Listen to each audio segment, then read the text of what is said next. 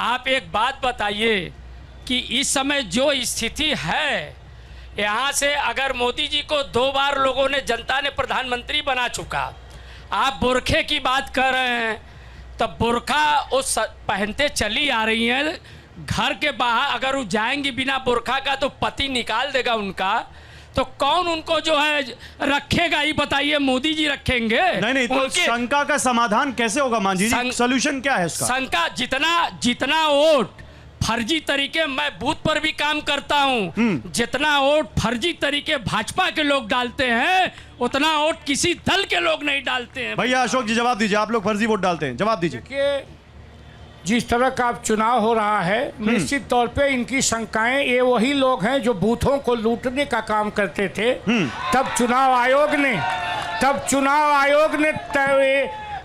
बुलाया इन लोगों को, कहा कि जरा ईवीएम हैक करके दिखाइए, तो कोई नहीं गया। और उसके बाद जब चुनाव जहां ये जीतते हैं वहां कहते हैं लोकतंत्र की विजय हुई है, जहां हारते हैं कहते हैं लोकतंत्र की हत्या हुई है। अरे ये आपसे एक सवाल पूछ रहे हैं, सुनिए ओवैसी जी, आपसे एक सवाल पूछ रहे हैं। आपको खाली बुरके में ही दिक्कत आई, आपको घूंघट में दिक्कत नहीं दिखी? जो घूंघट में, सुनिए मेरी बात, आपको मास्क में दिक्कत नहीं दिखी, घूंघट में दिक्कत नहीं दिखी, खाली आप ध्रुवीकरण करना चाहते हैं, इसलिए बुरका रट रहे हैं। हम तो चाहते हैं सबकी जांच हो, बोलने दीजिए, बंद हो फर्जी वोट, चुनाव बोलने दीजिए, बंद होना, फर्जी वोट बंद होना चाहिए। चाहे हिंदू हो, मुसलमान हो, सिख हो, पठान हो, ये जो सही मतदाता है वही मतदान करे। अनिल जी अब आपका टर्न। ओके, एक मिनट, अभी आप लोग बोलेंगे, फिर से मैं आ रहा हूं आप लोगों के पास। लेकिन अनिल जी, सवाल ये है, क्या हल है आपके पास? इसका कोई तोड़ है? अगर ये उठा रहे हैं, ये सवाल उठा रहे हैं कि भाई बुरके में फर्जी मतदान हो रहा है, तो आप इसको क्या कहेंगे? आप कहेंगे कि नहीं, बुरके में मतदान हो बिना जांच किए? देखिए, एक प्रक्रिया है चुनाव की, और ये अधिकार प्रोसाइडिंग ऑफिसर को है, और वो करते हैं चेक आधार कार्ड से, और बुरका उठा के अंदर वो चेकिंग होता है। ये मुद्दा ही गलत उठा रहे हैं, केवल हिंदू मुसलमान करने के लिए ये मुद्दा उठाया जा रहा है। किसी का घूंघट और बुरका उठाने का अधिकार प्रोसाइडिंग अफसर को है, आधार कार्ड से वो मिलाता है और मिलाते हैं। आज तक चुनाव इसी आधार पर हुआ। मतलब आप कह रहे हैं हिंदू मुसलमान कर रहे हैं? बिल्कुल, हिंदू मुसलमान। यहाँ के लोग बोलेंगे ये हिंदू मुसलमान कर रहे हैं, क्या कर रहे हैं? भैया बोलेंगे आप लोग? भैया आप खड़े होइए, क्या ये हिंदू मुसलमान कर रहे हैं या सही बोल रहे हैं? सही बोल रहे हैं, हिंदू मुसलमान कर रहे हैं। उस आधार पे चुनाव जीतना चाहते हैं, सांप्रदायिक आधार पे। कौन?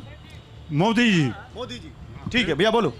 जब विपक्ष मुख्तार अंसारी को जी लगा के बात करता, तब वो हिंदू मुसलमान नहीं करता है। एक अपराधी को जी लगा के बोलना कहाँ का ये संविधान है? तब वो हिंदू मुसलमान बात नहीं करता है। अगर आज वो ये बात कह रहा तो वो, मैं बेशक कह सकता हूँ, जो विपक्ष है वो मुसलमानों की तुष्टीकरण की राजनीति करता है। ठीक है, बोलो भैया। देखिए, भारतीय जनता पार्टी के पास कोई मुद्दा नहीं है। एक लाइन याद आ रही कि झूठों ने झूठों से कहा सच बोलो। घर के अंदर झूठों की एक मंडी थी और दरवाजे पर लिखा हुआ था सच बोलिए। तो भारतीय जनता पार्टी के पास कोई मुद्दा नहीं, ना नौजवानों को रोजगार। ठीक है बेटा, आप बोलिए, आप बताओ बेटा, आप तो महिला हो, कि ये जो बुरके वाली बात हो रही है इस पर आपकी क्या राय? सर, मैं कहना चाहूँगी कि कहते एक कहावत है कि चोर की दाढ़ी में तिनका। तो अगर बुरखे में दिक्कत नहीं है तो उसकी चेकिंग हो जाएगी, तो क्या दिक्कत है? ये वही देश है जहाँ पे नीट के एग्जाम्स के लिए औरतों, जो सुहागिन औरतें, उनकी बिछुआ, पायल, नथिया, मंगलसूत्र तक निकाल लिया जाता है। और यहाँ पे बुरखे में इनको इतना दिक्कत है कि बुरखा, मतलब सोशल मीडिया पे बिना बुरखे कैसे? भैया मनोज जी जवाब दीजिए। अब ये बहुत तगड़ा सवाल पूछ लिया इस लड़की ने। देखिए, बेटी का सवाल बहुत जायज है। हाँ। मैं सवाल से संबद्ध होता हूं, और यही सवाल अशोक जी से पूछिए, नरेंद्र मोदी से पूछिए कि आप तो कहते हो कि मैंने वार रुकवा दी, लेकिन उत्तर प्रदेश में लगातार 18 पेपर लीक हो गए, नहीं रुकवा पाए। लगातार यही बेटियां, यही बच्चे जब अपने परीक्षा के दे के पेपर आते हैं तो दूसरे दिन पेपर लीक हो जाए। अब वो जो बात है ना कि हिंदू हो या मुस्लिम के एहसास को मत छेड़िए, अपनी कुर्सी के लिए जज्बात को मत छेड़िए। 10 साल में इस मुल्क का हुक्मरान इतना गिर गया है कि अब अपने किसी दायित्वपूर्ण और जिम्मेदारीपूर्ण कार्य को बताने के बजाय अब लोगों को डरा और धमका रहा है कि अब आपकी भैंस खोल ली जाएगी, आपके बहन बेटियों का मंगलसूत्र ले लिया जाएगा।